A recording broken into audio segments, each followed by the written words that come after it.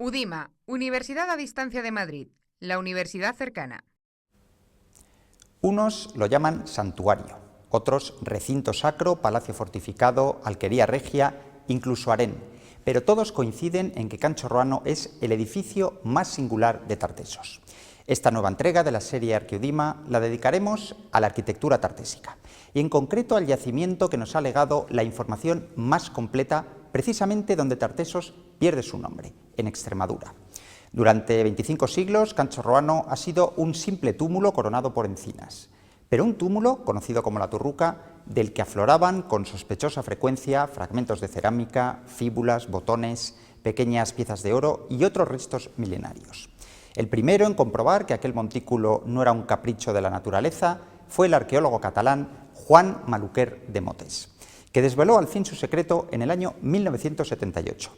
La Turruca escondía los restos de lo que parecía un complejo arquitectónico. Maluquer documentó entonces un edificio de planta cuadrada en forma de U, con 25 metros de lado y orientado al este, además de 4 fases constructivas cuyos niveles pueden entreverse en este corte estratigráfico. Y si trascendental fue la contribución de Maluquer en los inicios, no menos importante ha sido y es la de Sebastián Celestino, que cogió el testigo en 1986. Las excavaciones han revelado que la tapa más temprana data del siglo VI a.C. y su ocaso del siglo IV a.C., momento en que el edificio fue incendiado como parte de un ritual de clausura y posteriormente engullido por capas de arena que convirtieron en túmulo lo que había sido un palacio. Pero antes de convertirse en cenizas, Cancho Roano fue el escenario de un banquete comunitario que dejó huella en el registro arqueológico. En algunas de las imágenes proyectadas vemos huesos, recipientes cerámicos, cuchillos, jarros, cazos, platos, calderos, asadores y vajillas varias. Restos que son hoy el mejor testimonio de una hecatombe colectiva previa a un incendio que ponía punto y final a la existencia de Cancho Roano.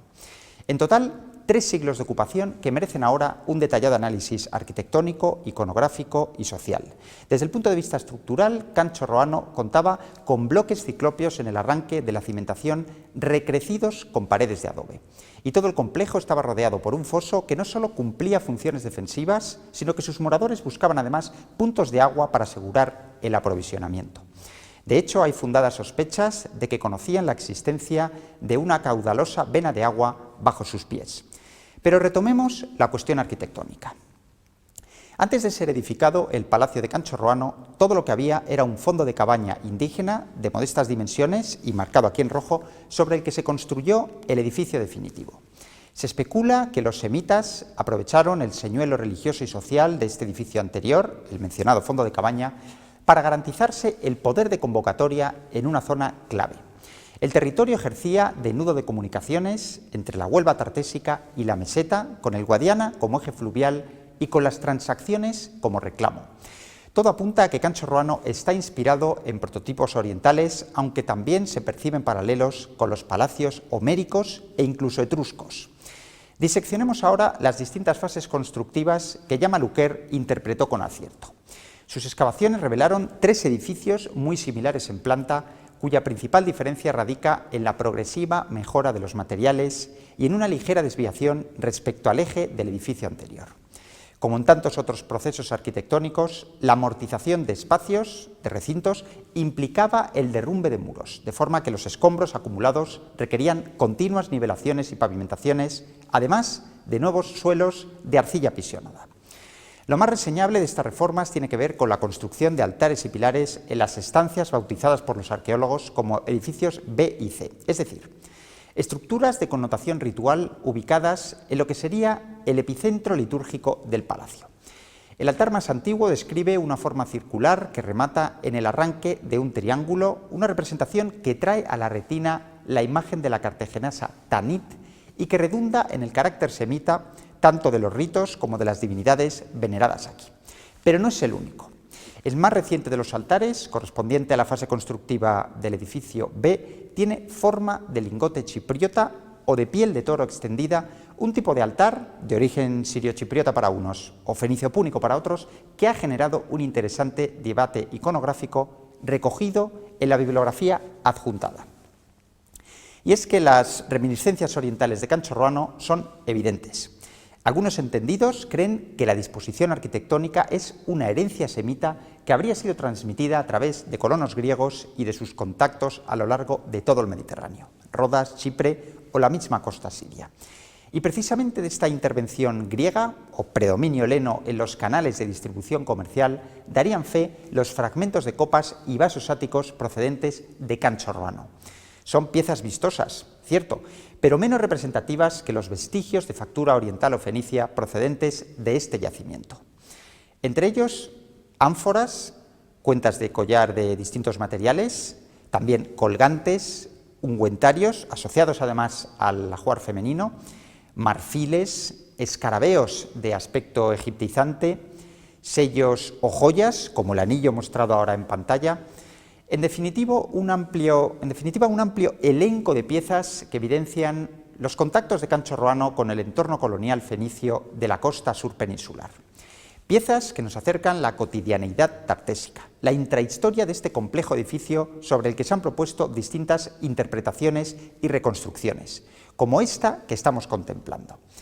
Pero ese afán recreador ha llevado a los investigadores a plantearse nuevos retos. Por ejemplo, detectar los distintos colectivos profesionales que participaron en la dinámica palaciega de Cancho Ruano. Los autores firmantes del artículo, que ahora aparece en pantalla, han llevado a cabo una ambiciosa inmersión en las fuentes para conducirnos hasta los protagonistas que habitaron el edificio.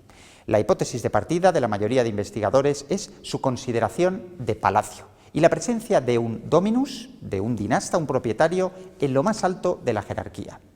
De hecho, a él se asocia la panoplia o armamento aparecido a la entrada del distribuidor, un símbolo de poder que no necesariamente implica el carácter guerrero de su dueño. Estaríamos ante un personaje identificado con la clase ecuestre, extremo avalado por el hallazgo de atalajes equinos e iconografía relacionada con el caballo. Debió de vivir con su mujer, la dómina, como apuntan algunos elementos del tocado femenino, además de pesas de telar y otros vestigios propios del ajuar femenino. Entre ellos, vasos de perfume, joyas o piezas de marfil. Se ha relacionado el rol de la mujer no solo con la organización de la casa, sino también con funciones rituales como mantener el fuego del hogar, llevar a cabo lustraciones y preparar incluso ungüentos con opiáceos, como testimonian algunos pequeños recipientes recuperados. En ese sentido, sí cabe lamentar el silencio de las fuentes sobre el papel de la mujer en el ámbito doméstico orientalizante. Mucha más visibilidad tuvo en las fuentes el dominus, por ejemplo en la Odisea o en el mito tartésico de Abis, que enseñó al pueblo a arar con bueyes. Sobre su figura, tal como ocurre en otras sociedades mediterráneas, se concentraba una triple función sacerdotal, augural y militar. Pero este ambiente familiar no debió de ser obstáculo para que en las instalaciones anexas funcionara un harén. Algo habitual en los palacios orientales. Los partidarios de esta teoría ubican el supuesto harén en las habitaciones, coloreadas en rojo en mapa, que circundan al edificio central. Hablamos de pequeñas estancias de 1,5 metros de ancho por 3 o 4 metros de largo que daban a un estrecho corredor periférico capaz de proporcionar privacidad gracias a una puerta de acceso, como se constata en otros palacios de Oriente. En total se cree que funcionaron a pleno rendimiento 10 de estas habitaciones. Eso lleva a suponer que cada habitación era ocupada por una mujer con sus respectivas proles, y su presencia viene respaldada por el hallazgo en su interior de hogares, plataformas de arcilla donde se harían tortas o panes, telares y ajuares domésticos. La estructura organizativa de este centro de prostitución sagrada contaría además con la figura de un eunuco o encargado del harén. Las previsiones manejadas por los arqueólogos calculan que las concubinas y sus familias respectivas rondarían las 25 o 30 personas. Un número elevado, pero que estaría justificado por la alta mortalidad femenina y la necesidad de compensar la pérdida de mujeres en los partos. Y cabe otra lectura. El harén como medio de procreación y producción para cubrir las labores domésticas. Tejer, hilar, preparar la comida, moler el grano, trabajar el campo. Funciones, todas ellas, deducidas de los hallazgos arqueológicos. No hay duda de que la producción artesanal ejercida en palacio fue uno de los motores económicos de Cancho Ruano. Y como en toda estructura organizativa, serían esenciales algunos roles. Por ejemplo, el escriba, una especie de administrador o encargado de registrar las transacciones, los pactos mercantiles y los movimientos que afectaran a la economía del centro. Su importancia en las sociedades orientales está atestiguada tanto en citas literarias como en inscripciones y escenas legadas por la propia arqueología. Y todas estas especulaciones se convierten casi en certezas cuando uno contempla las 4 escarabeos de Cancho Roano. Porque más allá de su carácter religioso, estos escarabeos se emplearon como sellos, muy seguramente por el efecto contagio de los fenicios que trajeron a la península ibérica sus usos y costumbres. Otros estudios iconográficos y de fuentes literarias nos llevan a suponer que en estos contextos tartésicos se estiló el uso de instrumentos musicales. Basta observar las liras representadas en las estelas tartésicas, remarcadas aquí en rojo, para imaginarnos escenas de palacio, bien sea banquetes, funerales o recitales, bajo los acordes de instrumentos tartésicos.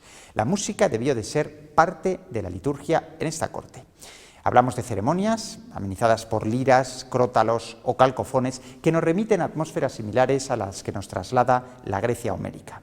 Ceremonias que contaron con la presencia de aedos o declamadores y que encajarían con testimonios de algunos historiadores, como el caso de Estrabón. También en Cancho Roano, donde los sacrificios, el consumo de carne y la ingesta de bebida debieron de ser habituales. Buena prueba son los cuchillos de carnicero recuperados en Cancho Roano, asociados a la función del macairós, una especie de matarife que oficiaría los sacrificios y el despiece del animal. Figura integrada en las funciones de palacio debió de ser también la de copero o escanciador, encargado de preparar y servir el vino. Una vez más, una costumbre documentada no solo en la Grecia homérica, como apreciamos en estas pinturas vasculares, sino también en Oriente, en el mundo celta y en Etruria, de donde proceden tanto evidencias materiales e iconográficas, vasos, calderos y terracotas, como referencias literarias sobre el palacio de Murlo. Y si damos por buena la fiabilidad de las fuentes, la élite regia contó también con un heraldo como parte del séquito. Era quien anunciaba la presencia del rey y además cumplía funciones accesorias. Convocaba al pueblo, preparaba los sacrificios, cedía el cetro en las asambleas, velaba por el orden, ejercía de mensajero, recibía a los huéspedes de palacio. En definitiva, un servidor palatino de presencia sobradamente atestiguada en las fuentes, tanto bíblicas como griegas. Otros roles básicos en estos contextos palaciegos serían los de sacerdote y augur, ambas funciones asimiladas al dominus o pater familias.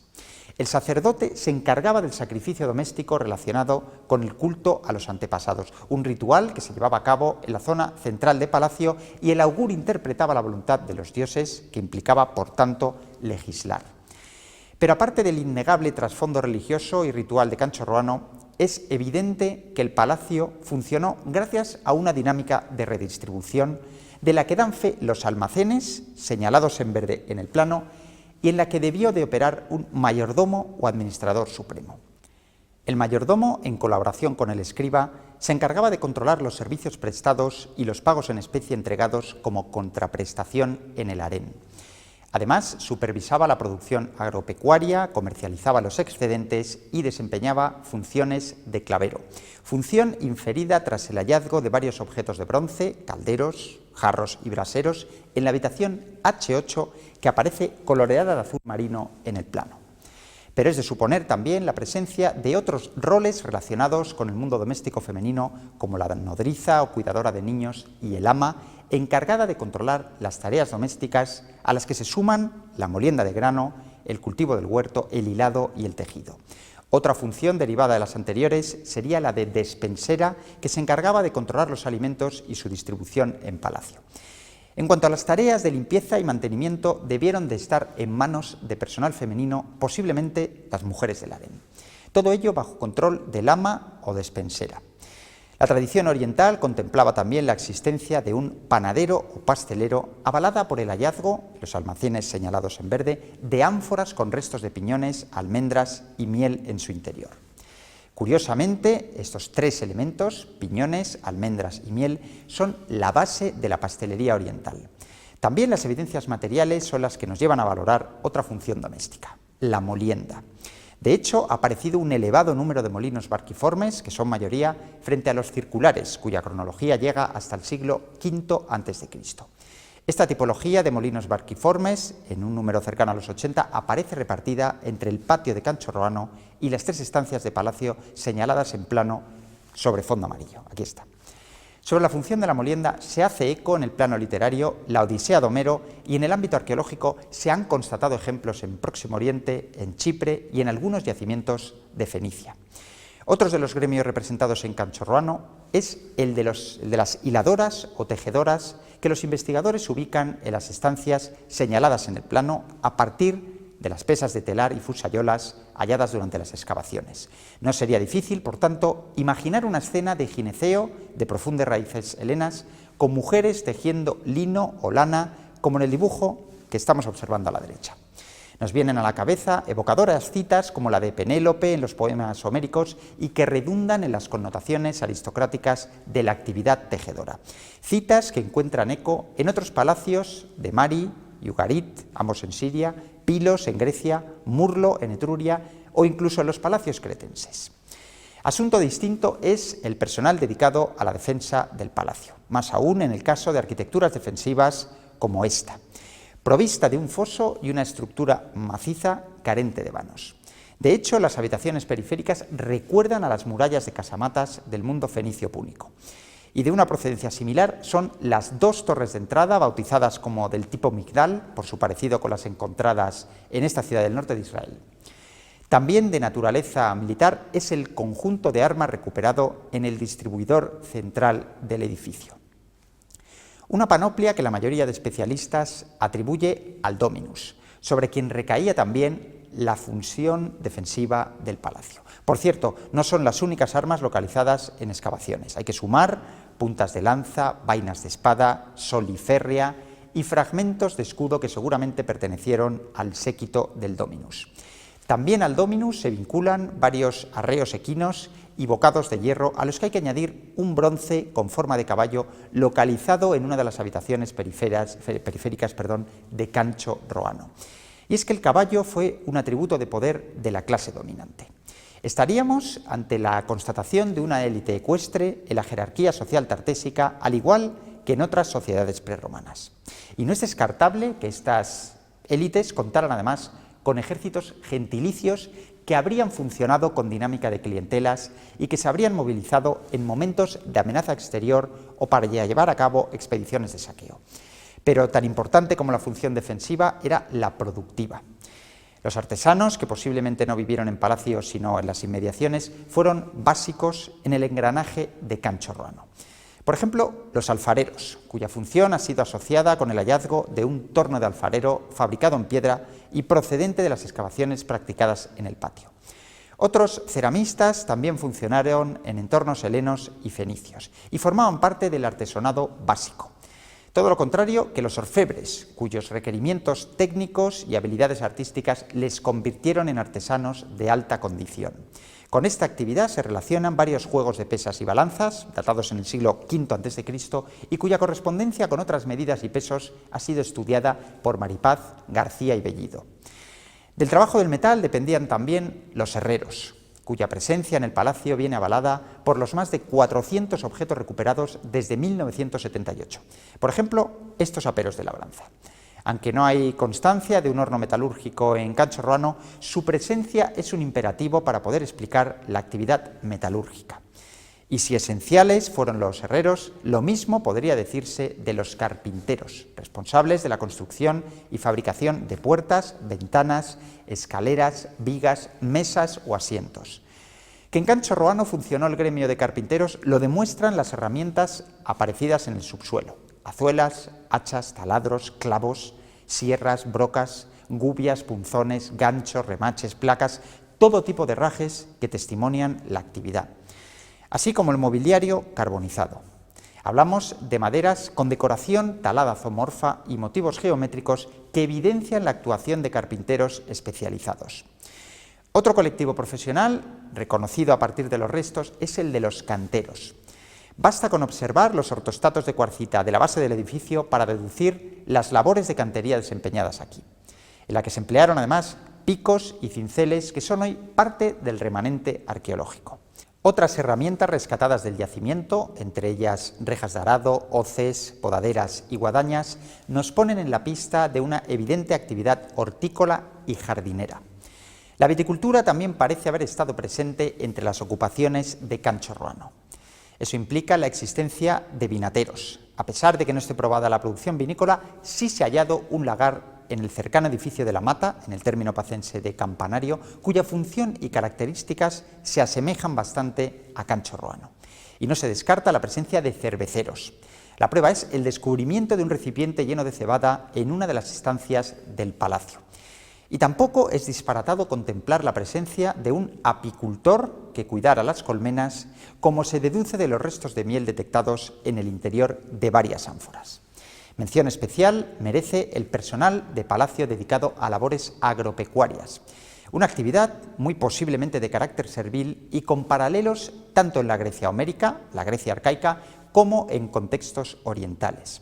Las labores agrícolas dependieron del cauce del Caganchas, un arroyo cercano que habría convertido en latifundio una extensión aproximadamente de 6.000 hectáreas. Estaríamos ante un policultivo que a buen seguro estimuló la economía del palacio y su dinámica redistributiva. En términos demográficos se maneja una estimación de 350 moradores, de los que aproximadamente 50 lo harían de manera permanente en el propio palacio. Una residencia palacial, la de Cancho Roano, en la que no es necesario un gran esfuerzo evocador. Su extensa cultura material no solo ha inspirado una generosa literatura científica, expuesta a continuación en los créditos, sino que ha posibilitado la apertura de un centro de interpretación en las inmediaciones del yacimiento. En definitiva, una joya arqueológica en los confines de Tartesos que ha sobrevivido a las corrosiones del tiempo y que, más allá de lo contemplativo y lo sensorial, nos permite sentir el pulso de nuestros antepasados semitas desde la pulsión científica y el rigor.